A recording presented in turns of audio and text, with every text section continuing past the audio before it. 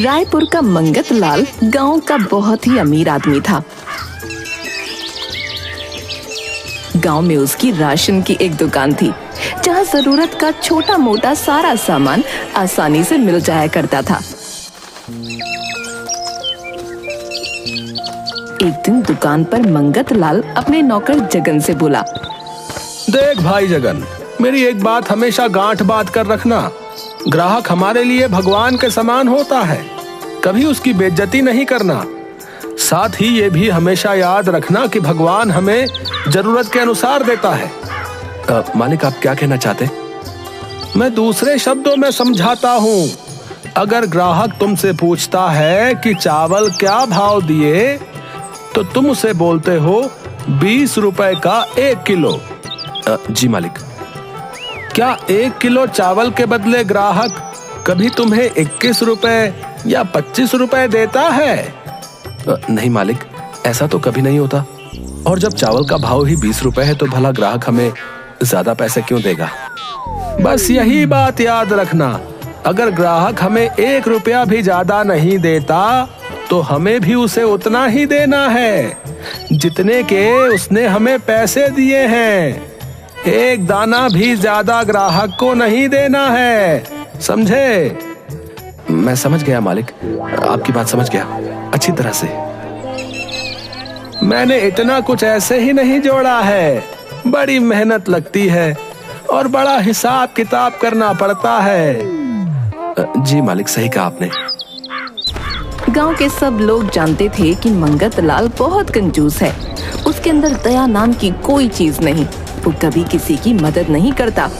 परंतु उसकी पत्नी शांति थोड़ी अलग थी। वो सोने चांदी से लदी रहती थी, लेकिन उसके अंदर एक दयालु मन था जो सबके लिए दया भावना रखता था।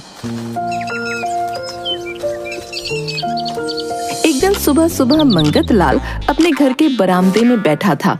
तभी उसे किसी व्यक्ति की आवाज आई, कौवे खरीद लो, कौवे, सुंदर सुंदर मोटे ताजे कौवे खरीद लो। कोई मेरे कौवे खरीद लो। अरे ये कौन है जो कौवे बेच रहा है? आवाज से तो लग रहा है कि वो कौवे ही बेच रहा है। कैसा मूर्ख इंसान है, भला कौवे कौन बेचता है और खरीदना किसे है उन्हें?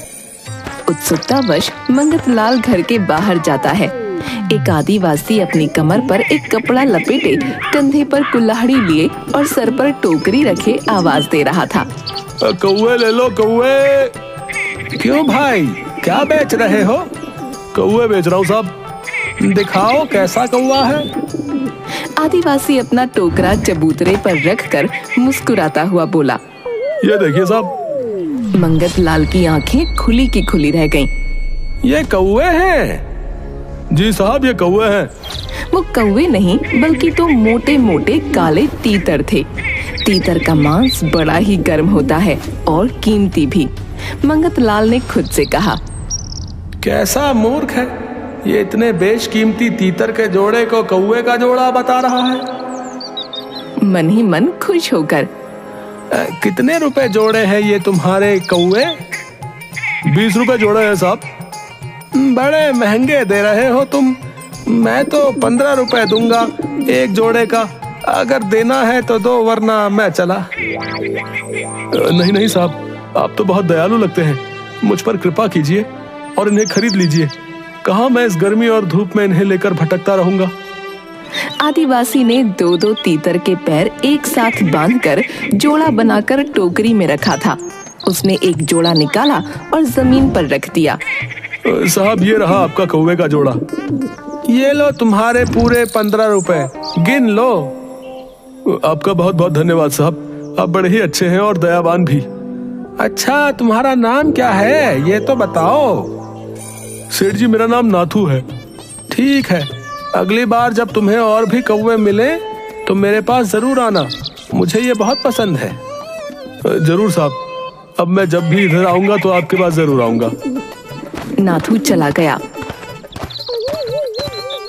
और मंगत लाल अपने किए सौदे पर इतराते हुए अपनी पत्नी को तीतर दिखाता है।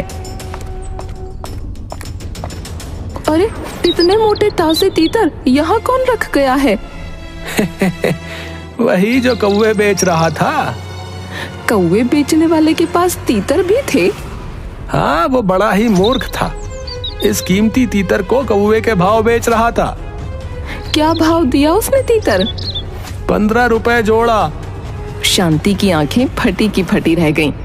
क्या कहा? 15 रुपए जोड़ा?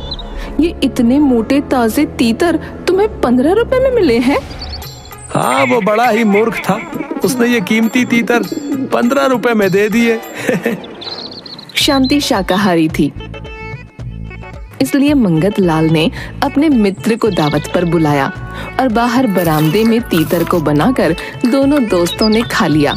मंगत लाल बार बार तीतर के भाव को सोचकर खुश हुए जा रहा था। एक हफ्ते बाद ही रोज की तरह मंगत लाल अपने घर के बाहर बरामदे में बैठा था। तभी उसे एक आवाज सुनाई दी। रंगना ले लो, कोई मेरा रंगना ले लो। मंगत लाल ने घर के बाहर देखा, क्योंकि उसे नाथू की आवाज तुरंत पहचान में आ गई। अरे नाथू, इधर आओ। ये रंगना क्या होता है? जरा मैं भी तो देखूं। नाथू मंगत लाल के घर आता है। अपने सर से एक चमकता हुआ घड़ा उतार कर जमीन पर रखता है। यह है मेरा रंगना साहब। मंगत लाल बड़ी बड़ी आंखों से खड़े हुए देख रहा था। वैसे तो घड़ा पुराना था, इस्तेमाल किया हुआ, जगह जगह थोड़े गड्ढे भी थे, पर वो बड़ा ही शानदार और मजबूत दिख रहा था, सोने की तरह चमचमाता हुआ। देखने से तो यह बड़ा कीमती लग रहा है। कम से कम इस बर्तन के 1000 रुपए तो होंगे ही। इसी मूर्ख से पूछता हूँ, क्या बोल रहे थे तुम इसे? साहब, ये रंगना है। मेरी माँ का रंगना बहुत पुराना और मजबूत है। आप इसे हाथ में लेकर एक बार देखिए तो। कितने पैसे लोगे इसके? साहब, 100 रुपए लूंगा मैं इसके। बड़ा महंगा दे रहे हो। मैं 80 रुपए दूंगा, वरना अपने रंगना के लिए दूसरा ग्राहक देख लो। नहीं नहीं साहब, आप नाराज मत होइए। आप बहुत ही अच्छे और दयावान हैं। आप आखिरी बार बताइए कितना देंगे? मैं तो 80 ही रुपए दूंगा, 1 रुपया भी ज्यादा नहीं दूंगा उससे। ठीक है साहब, आप भले आदमी हैं, इसलिए मैं आपसे ज्यादा मोल भाव नहीं करूंगा। ये मेरी माँ का रंगना आपका हुआ और मुझे 80 रुपए दे दीजिए। 80 रुपए निकाल कर गिनता है और नाथू को दे देता है। नाथू खुशी खुशी वहां से चला गया। मंगत लाल रंगना लेकर घर के अंदर जाता है और शांति को सारी बात बताता है और खूब हंसता है। बड़ा ही मूर्ख किस्म का आदिवासी है ये है?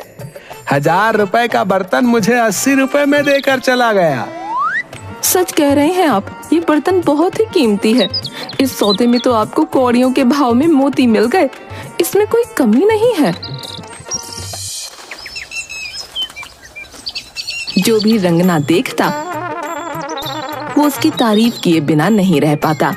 अब तो रोज मंगत लाल अपने बरामदे में बैठा नाथू की राह देखता, बार बार गली की ओर नजर दौड़ाता। रंगना खरीदे अभी 5 दिन ही बीते थे कि नाथू फिर से आता दिखा।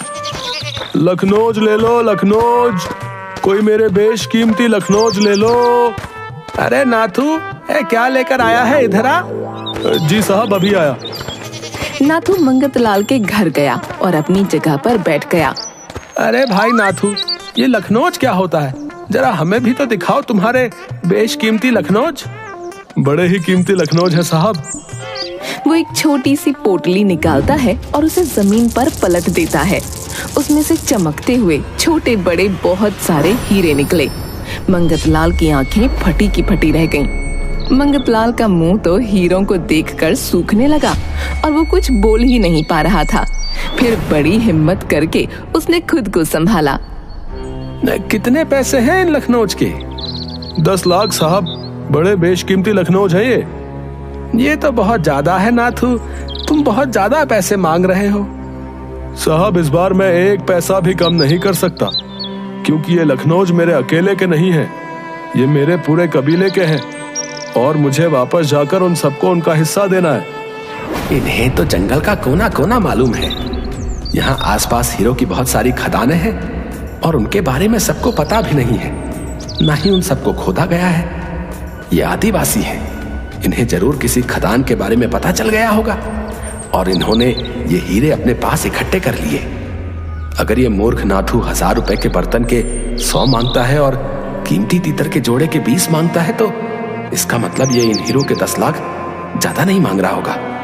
ये हीरे तो बड़े कीमती लग रहे हैं। इसमें से कुछ हीरे तो कंचों के बराबर है और कुछ मटर के दानों के बराबर। कुल कितने लखनऊज हैं यहाँ? साहब पूरे 22 लखनऊज हैं। ठीक है, मैं तुम्हारे लखनऊज खरीद लूंगा, लेकिन इतने रुपए इकट्ठे करने के लिए मुझे थोड़ा समय दो। साहब आप बड़े ही अच्छे और दयालु हैं। मैं शाम तक आपके पास फिर आता हूँ, तब तक आप पैसों का इंतजाम कर लीजिएगा। नाथू वहां से वापस चला गया और मंगत लाल 10 लाख रुपए के लिए अपनी पत्नी के बहुत सारे गहने बेच देता है और अपनी सारी जमा पूंजी इकट्ठी कर लेता है। शाम को नाथू आता है और अंधेरे में दीपक की रोशनी में नाथू ने जब हीरे निकाले तो उनकी चमक मानो और बढ़ गई थी। लखनऊज मुझे दो, मुझे इन्हें देखने दो। जी साहब जरूर देखिए। ये लो अपने 10 लाख रुपए। आप बहुत अच्छे और दयालु हैं साहब। अच्छा मैं चलता हूँ। नाथू पैसों को एक पोटली में बांधकर वहां से चल देता है और जंगलों में चला जाता है। मंगत लाल हीरों के सौदे से बड़ा खुश होता है।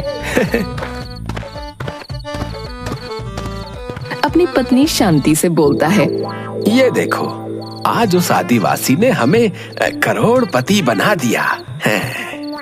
ये हीरे तो वाकई बहुत चमक रहे हैं और बड़े ही सुंदर हैं। हाँ, अब कल सुबह मैं जल्दी ये हीरे लेकर शहर चला जाऊंगा ताकि वहाँ इनका सौदा कर सकूं। ठीक है। शांति सो जाती है, लेकिन मंगत लाल को रात भर नींद नहीं आती। वो यही सोचता रहता है कि कल मैं करोड़पति बन जाऊंगा।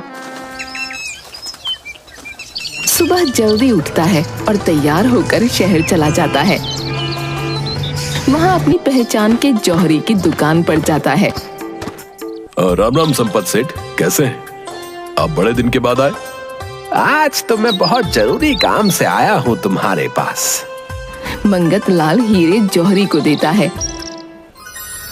जौहरी हीरों की जांच करता है। संपत सेठ, चमक तो बहुत रहे हैं ये, लेकिन ये हीरे नहीं है। ये तो कांच के टुकड़े हैं, सिर्फ कांच और कुछ भी नहीं। तुम क्या कह रहे हो? मैंने अपना सब कुछ लगा दिया इस सौदे के लिए। मैं सच कह रहा हूँ संपत सेठ। अगर आपको विश्वास नहीं है तो किसी और को भी दिखा लीजिए, लेकिन ये सिर्फ कांच है और कुछ भी नहीं। इसका मतलब उस नाथू ने मुझे बेवकूफ बनाया और मैं सोच रहा था कि वो बेवकूफ है। असलियत में बेवकूफ वो नहीं, मैं ही हूँ। मंगत लाल के तो मानो पैरों तले जमीन ही निकल गई हो। उसने जितने सपने देखे थे वो एक क्षण में टूट गए।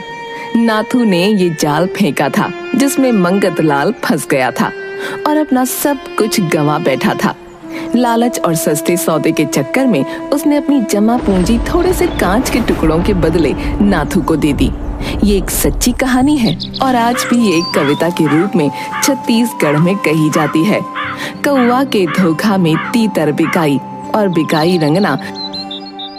जब फटे लखनऊ धमाका, ना घर सोहे ना अंगना।